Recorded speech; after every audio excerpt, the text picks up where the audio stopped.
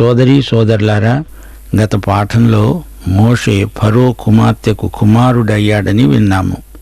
అలాగే మనము దేవుని కుటుంబములోకి దత్తు వచ్చాము. యేసుక్రీస్తు దేవుని అద్వితీయ కుమారుడు. ఆయనతో సమానంగా దేవుడు మనల్ని ప్రేమిస్తున్నాడు. పరిశుద్ధాత్మకు దత్తపుత్రాత్మ అనే పేరుంది. ఫరో కుమార్తె యొక్క కుమారుడు అంటే ఈజిప్టు సింహాసనానికి వారసుడు. యేసు రక్తముతో మనము కొనబడ్డాము, దేవునికి వారసులమయ్యాము. మోషే ఈజిప్టు సింహాసనానికి వారసుడయ్యాడు. మోషే తరువాత యెహోవాను ముఖాముఖిగా ఎరిగి ఉన్న వ్యక్తి. మోషే వంటి ఇంకొక ప్రవక్త ఇశ్రాయేలీయులలో ఇంతవరకు పుట్టలేదు. దేవునితో ముఖాముఖిగా మాట్లాడిన ప్రవక్త మోషే. ఈ రోజున ఇశ్రాయేలు గొప్ప జాతిగా నిలిచి ఉన్నదంటే మోషేను బట్టే. పాత నిబంధనలో మోషే ఎంత గొప్పవాడో, కొత్త నిబంధనలో పౌలు అంత గొప్పవాడు. నిర్గమకాండం 2వ అధ్యాయం 11వ వచనం నుండి, ఆ దినములలో మోషే పెద్దవాడై తన జనుల వద్దకు వెళ్ళి వారి భారములను చూచాడు. మంచి యువదశలో ఉన్నాడు.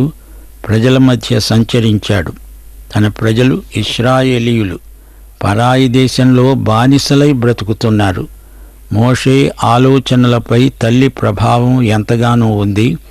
మోషే జీవితంలో మొదటి 40 సంవత్సరాలు ఫరో రాజు ఆస్థానంలో గడిచాయి. ఈజిప్టు సభ్యతను, నాగరికతను బాగా నేర్చుకున్నాడు. ఈజిప్టు జీవిత శైలి అలవడింది. ఈజిప్టు విశ్వవిద్యాలయంలో అతడు పట్టభద్రుడు. నక్షత్ర శాస్త్రం, ఖగోళ శాస్త్రం మొదలైన అంశాలలో ఎంతో పరిశోధన చేసి అనుభవం గడించాడు. రసాయన శాస్త్రంలో ఈజిప్టు వారు నిష్ణాతులు. అది ఈజిప్టు వారి ప్రతిభ. ప్రపంచ విజ్ఞాన సర్వస్వం గ్రంథరూపంలో ఈజిప్టులో భద్రం చేయబడి ఉంది. మోషే బహుళార్థ సాధకమైన విజ్ఞానమంతా పుడిసిట పట్టాడు. లోహశాస్త్రం కూడా అతనికి తెలుసు. అన్నీ తెలుసు, కానీ దేవశాస్త్రం ఒక్కటే అతనికి తెలియదు. భక్తి జీవితం అతనికి వంట పట్టలేదు. అతడు దివ్యసుందరుడై తన తండ్రి ఇంట పెంచబడ్డాడు. ఫరో కుమార్తె పెంపుడు కొడుకు. మోషే ఈజిప్టు దేశీయుల సకల విద్యలను అభ్యసించి మాటలయందు చేతలయందు ప్రవీణుడయ్యాడు. అతనికి 40 ఏండ్లు నిండవచ్చినప్పుడు ఇశ్రాయేలీయులైన తన సహోదరులను చూడాలని బుద్ధి పుట్టింది. వారిలో ఒకడు అన్యాయం అనుభవించడం అతడు చూచి వాణ్ణి రక్షించి బాధితుని పక్షాన ఈజిప్టు దేశీయుణ్ణి చంపి ప్రతీకారం చేశాడు. తన ద్వారా తన సహోదరులకు దేవుడు రక్షణ దయచేస్తున్న సంగతి వారు గ్రహిస్తారని అతడు తలంచాడు, గాని వారు గ్రహించలేదు. మర్నాడు ఇద్దరు పోట్లాడుకుంటూ ఉంటే అతడు వారిని చూచి అన్నాడు, అయ్యలారా, మీరు సహోదరులు గదా, మీరెందుకు ఒకనికి ఒకడు అన్యాయం చేసుకుంటారు? ఈ మాటలతో వారికి సమాధానం కలిగించాలని చూచాడు, గాని అతడన్నాడు, నీవు నిన్న ఈజిప్టు దేశీయుణ్ణి చంపినట్లు నన్ను చంపదలంచావా? ఈ మాట విని మోషే పారిపోయి మిద్యాను దేశంలో ప్రవాసముండి అక్కడే 2 కుమారులకు తండ్రి అయ్యాడు. సోదరీ సోదరులారా, వింటున్నారా? నాయకత్వం అనేది లోక దృష్టిలో కర్రపెత్తనం, అధికారం, డాబు, దర్పం. కాని దేవుడు వాడుకునే మనిషికి సాత్వికం, దీన మనస్సు ఉండాలి. ఆధ్యాత్మిక నాయకత్వం క్రీస్తు యేసుకు కలిగిన మనస్సున్న వారికే దేవుడు అప్పగిస్తాడు. నిర్గమకాండం 11వ అధ్యాయం 12వ వచనం, తన జనులలో ఒక హీబ్రూ వాణ్ణి ఈజిప్టు దేశీయుడు కొడుతూ ఉంటే మోషే చూచాడు. అటు ఇటు పారజూచి ఎవరూ లేరులే అనుకొని ఆ ఈజిప్టు దేశీయుణ్ణి చంపి ఇసుకలో అతన్ని కప్పిపెట్టాడు.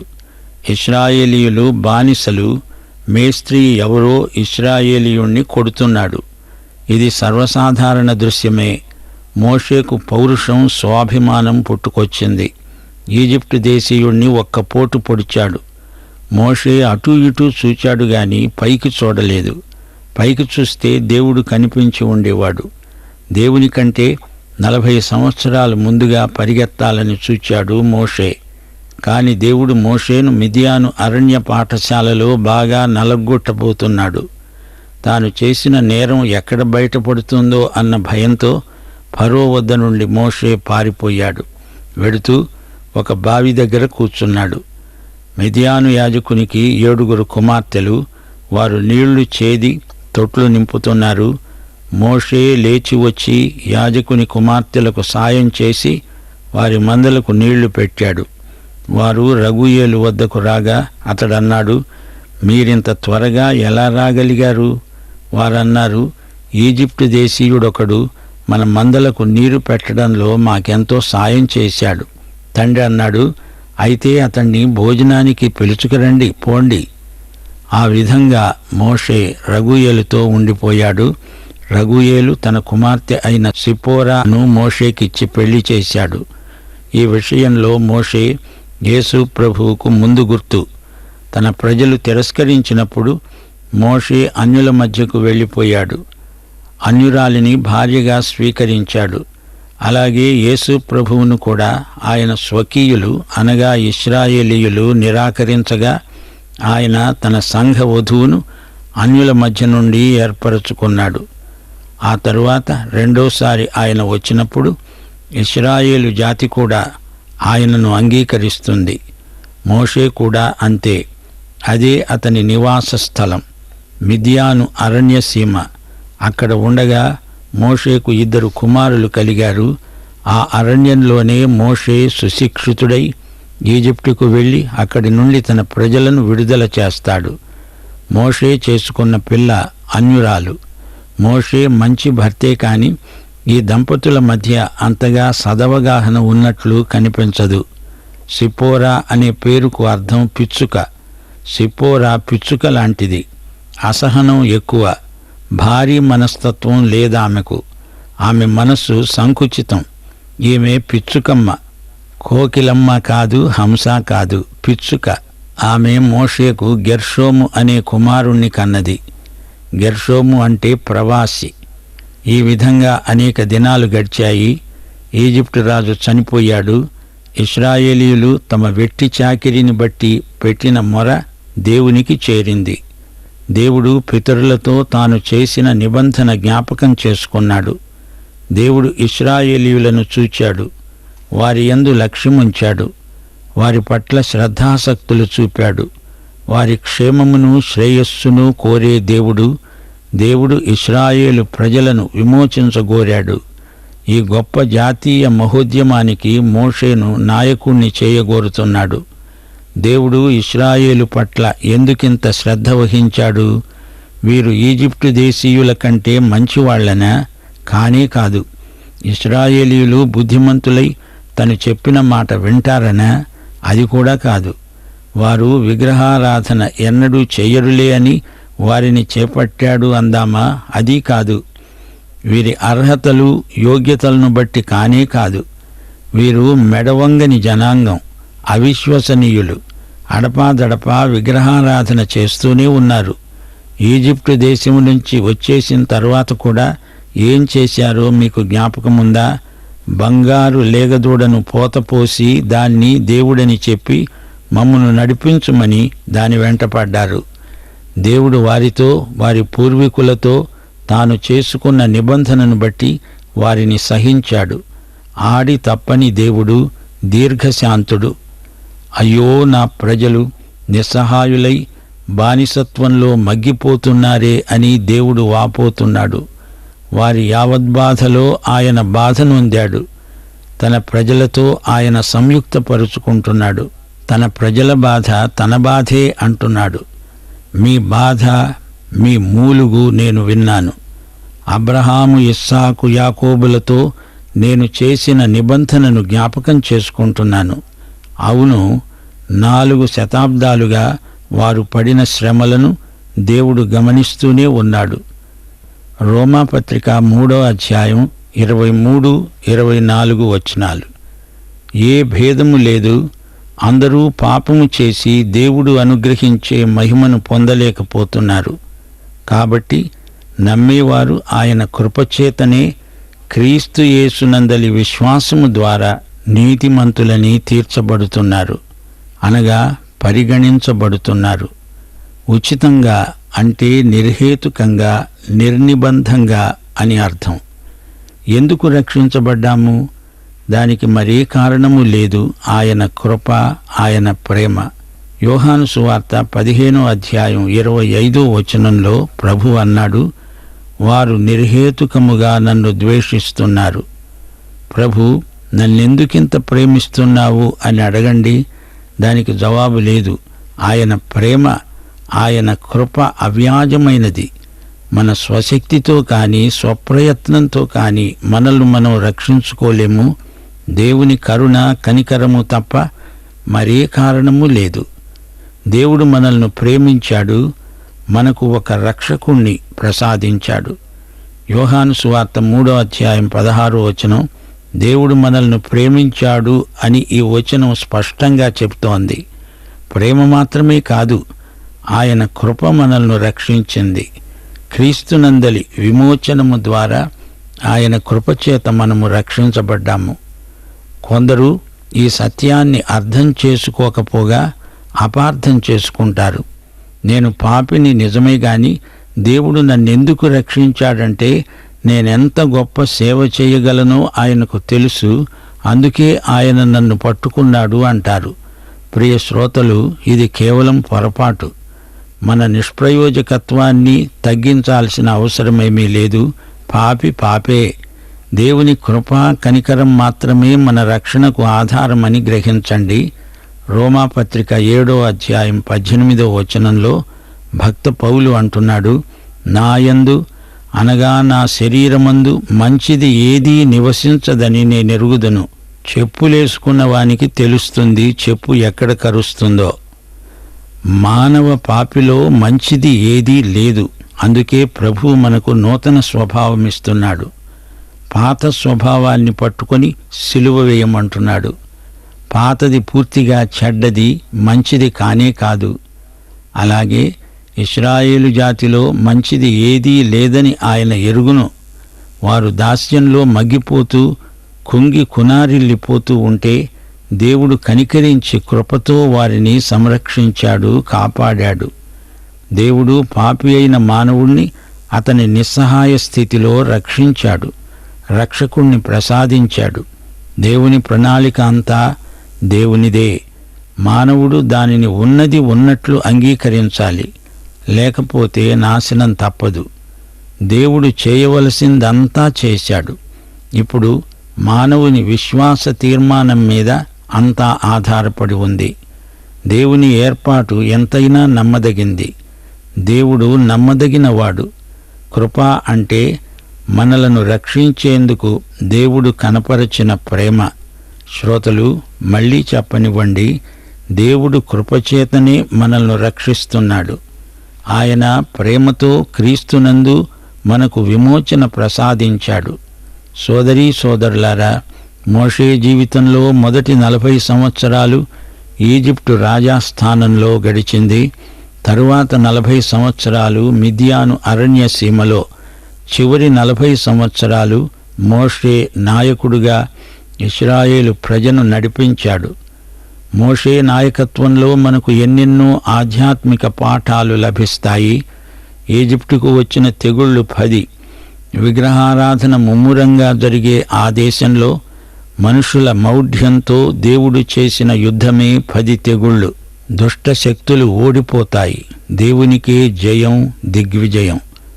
2 తిమోతి 3:8 ఎన్నే ఎంబ్రే అనేవారు మోషేను ఎదిరించినట్లు వీరును చెడిన మనస్సు కలిగి విశ్వాస విషయంలో భ్రష్టులై సత్యమును ఎదిరిస్తారు. ఇప్పుడు నిర్గమకాండం 3 రండి. మోషే తన మామ మందను మేపుతున్నాడు. హోరేబు కొండ దగ్గరికి వచ్చాడు. అదొక పొద నడుమ అగ్నిజ్వాలలో యెహోవా దూత మోషేకు ప్రత్యక్షమయ్యాడు. అగ్ని వలన ఆ పొద మండుతున్నది గాని పొద కాలిపోలేదు. ఈ గొప్ప వింత చూడాలని మోషే ఆ పొద వైపుగా నడిచాడు. యెహోవా అది చూచాడు. ఆ పొద నడుమ నుండి దేవుడు మోషే మోషే అని పిలిచాడు. చిత్తము ప్రభు అని పలికాడు మోషే. దేవుడన్నాడు, దగ్గరికి రావద్దు, నీ పాదముల నుండి నీ చెప్పులు విడువు. నీవు నిలిచి ఉన్న స్థలము పరిశుద్ధ ప్రదేశం. నేను నీ తండ్రి దేవుణ్ణి, అబ్రహాము దేవుణ్ణి, ఇశ్రాయేలు దేవుణ్ణి, యాకోబు దేవుణ్ణి. మోషే దేవుని వైపు చూడడానికి వెరచి తన ముఖం కప్పుకున్నాడు. దేవుడన్నాడు, ఈజిప్టులో ఉన్న నా ప్రజల బాధను నిశ్చయముగా చూచాను. వారి మొరాలకించాను. వారి దుఃఖం నాకు తెలుసు. నేను వారిని విడిపిస్తాను. వారి దేశానికి వారిని నడిపించడానికి దిగివచ్చాను. రా, నిన్ను ఫరో వద్దకు పంపుతాను. నీవు నా ప్రజలను ఈజిప్టులో నుండి నడిపించాలి. మోషే అన్నాడు, అంత గొప్ప పని చేయడానికి నేను ఏపాటివాణ్ణి? 12వ వచనం. దేవుడన్నాడు, నిశ్చయముగా నేను నీకు తోడై ఉంటాను. నేను నిన్ను పంపాను అనడానికి ఇది నీకు సూచన. నీవు ఆ ప్రజలను నడిపించి తెస్తావు. ఈ పర్వతము మీద మీరు నన్ను ఆరాధిస్తారు. 3వ అధ్యాయంలో దేవుడు మోషేను పిలుస్తున్నాడు. మోషేను దేవుడు సేవ కోసమై సిద్ధపరుస్తున్నాడు. ఈజిప్టు విశ్వవిద్యాలయం మోషేను సేవ కోసమై సిద్ధపరచగలదా? దేవుడే అరణ్యసీమలో 40 సంవత్సరాలు మోషేను సిద్ధపరిచాడు. అది దేవుని పర్వతమైన హోరేబు. అగ్నిజ్వాలలో దేవుని దూత ప్రత్యక్షమయ్యాడు. పొదలో అగ్నిజ్వాల, అందులో నుండి దేవుడు మాట్లాడాడు. పొద మండుతూనే ఉంది గాని అది కాలిపోలేదు. ఆ మంట చల్లారడం లేదు. ఇశ్రాయేలు జాతి ఎలాంటిదో ఈ పొద వ్యక్తం చేస్తోంది. ఇశ్రాయేలు జాతి ఎంత మండినా అది కాలిపోదు, బూడిద కాదు. ఆ జాతి ఎన్నెన్నో ఒడుదుడుకులను తట్టుకొని నిలిచి ఉందంటే అది విశేషమే, అది మర్మమే. మోషే కాలం నుండి ఈ ఘడియ వరకు యూదజాతి మనుగడ లోక చరిత్రలో నిజంగా ఒక వింతే. చరిత్ర నేపథ్యంలో ఎన్నెన్నో జాతులు వచ్చాయి, పోయాయి, లేచాయి, పడిపోయాయి. ఈ జాతిని బాధపెట్టని వారు లేరు. 4 శతాబ్దాలకు పైగా వీరు ఈజిప్టులో పరాధీన దాస్యంలో ఎన్నెన్నో హింసలకు గురి అయ్యారు. ఈ రోజు వరకు ఈ జాతి ఇబ్బందుల కొలిమిలో కుమిలిపోతూనే ఉంది. ఒక పొదలాగా మండుతూనే ఉంది కానీ కాలిపోలేదు. ఈ రోజున మిద్యాను జాతి ఏది, ఎక్కడుంది? అది ఎప్పుడో అంతరించిపోయింది. నామరూపాలు లేకుండా చరిత్ర గర్భంలో కలిసిపోయింది. మండుతున్న పొదలో నుండి దూత స్వరం వినిపించింది. ఆ దూత ఎవరో కాదు, ప్రభువైన యేసుక్రీస్తే. యేసు తన అవతారానికి ముందు పాత నిబంధనలో అడపాదడపా కనపడుతూ వచ్చాడు. మండుతున్న పొద, అందులో నుండి యేసు స్వరం వినిపించింది. ఈ మండుతున్న పొద హృదయాకారంలో ఉంది. ఇశ్రాయేలు జాతి మండుతున్న పొదలాగా దేవుని హృదయంలో ప్రజ్వలిస్తున్నది. అది ఆరిపోదు. ఇశ్రాయేలు జాతితో దేవుడు తనను తాను సంయుక్తపరచుకుంటున్నాడు. సోదరీ సోదరులారా, వింటున్నారా? మండుతున్న పొద మోషే దృష్టిని ఆకర్షించింది. మోషే గొర్రెలు కాచుకుంటున్నాడు. అయితే అదే సమయంలో ఈజిప్టులో అతని ప్రజలు గోడుగోడున ఏడుస్తున్నారు. అదే మండే పొద. వారి బాధలో దేవుడు తాను బాధపడుతున్నాడు. తన ప్రజలను నడిపించడానికి ఒక నాయకుడు కావాలి. అతడే మోషే. మోషేలో ఈ మంట ప్రజ్వలించాలి. లేకపోతే అతడు నాయకుడు కాలేడు. క్రైస్తవ నాయకులారా, మీరు మీ ప్రజలకు మండుతున్న పొదలాగా ఉండాలి. మండుతున్న పొద సేవా సంకేతం, నాయకత్వ ప్రతీక. మోషే అరణ్యంలో అంతకుముందు ఎన్నెన్నో పొదలను చూచాడు. అవి మండటం గమనించాడు. కాని అవి కాసేపు మండి ఆరిపోయాయి. ఈ పొద విలక్షణమైనది. ఇది ఆరిపోదు, మండుతూనే ఉంటుంది. ఆ మాటకొస్తే మోషే తన ప్రజల కోసం ఈజిప్టులో మండిపోయాడు. కాని ఆ మంట కాస్త చల్లారిపోయింది. ఎందుకని? అది దేవుని మంట కాదు. ఈ మంట దేవుడే రగల్చాలి. సొంత మంటలు అనేక మంది నాయకులలో మండి చల్లారిపోతాయి. ఎందుకని? అది దేవుడు పెట్టిన మంట కాదు. అది వారి సొంత మంట. దైవసేవ ఆరని పవిత్రమైన మంట. మోషే అదేదో వింత అనుకున్నాడు. కాదు, అది ఇశ్రాయేలు జాతికి జీవన్మరణ సమస్య. మత సంబంధమైన వింతలు ఈ రోజున చాలా చోట్ల ప్రదర్శిస్తున్నారు. ప్రియ శ్రోతలు, వింతలు వినోదాలు కావు. ప్రజల కోసం దేవుని గుండె మండిపోతున్నది. ఆ మంట సేవకులలోకి రావాలి. పెంతెకోస్తు ప్రభంజనం బలంగా వీచింది. అది వింత కాదు. వేల కొలది ప్రజలు దేవుని స్వరం విని రక్షించబడ్డారు. దేవుని మంట నీ గుండెలో నా గుండెలో ప్రజ్వలించాలి. దేవుడన్నాడు, మోషే ఆగు, దగ్గరికి రావద్దు, నీ కాలి చెప్పులు అక్కడే విడువు. నీవు నిలిచి ఉన్న భూమి పవిత్ర భూమి. చెప్పులు వేసుకొని ఠీవిగా దేవుని సన్నిధిలో నడుస్తావా? దేవుడంటే అంత చులకన, చవక, నిర్లక్ష్యమా? దేవుడు మామూలు మనిషిగా కనపడుతున్నాడా? బోయజు రూతును గురించిన విడుదల సందర్భంలో సమీప జ్ఞాతిని చెప్పులు విడువు అన్నాడు. అతడు చేతకాదన్నాడు గనక చెప్పులు విడవాలి. చెప్పులు విడవడం దీనత్వాన్ని సూచిస్తుంది. పాఠం ఇంతటితో సమాప్తం. ప్రభు అయిన యేసుక్రీస్తు వారి కృప, తండ్రి అయిన దేవుని ప్రేమ, పరిశుద్ధాత్మ యొక్క అన్యోన్య సహవాసము మనకందరికీ సదాకాలము తోడై ఉండునుగాక. ఆమేన్.